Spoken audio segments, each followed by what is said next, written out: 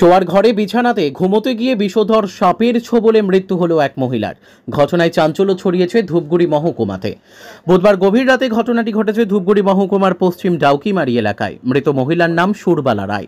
জানা যায়, সুরবালা রাতে খাওয়া দাওয়া করে বিছানাতে ঘুমোতে গিয়েছিলেন। আচমকাই তাকে একটি বিষধর সাপ ছোবল মারে। বিষয়টি তিনি বুঝতে পারলে চিৎকার করে পরিবারের সদস্যরা ছুটে যান।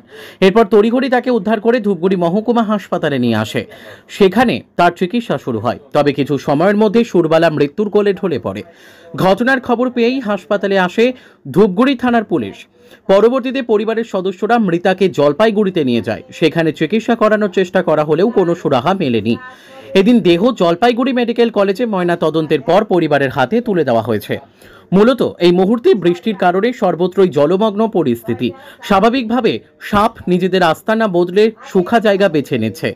প্রাথমিকভাবে অনুমান সেই থেকেই সম্ভবত বিষধর সাপ ঘরের ভেতর ঢুকেছিল। তখনই তাকে বিষধর সাপ ছোবল দিলে অসুস্থ হয়ে পড়ে। এরপর হাসপাতালে তার মৃত্যু হয়। ঘটনায় শোকের ছায়া নেমে এসেছে গোটা পরিবারে।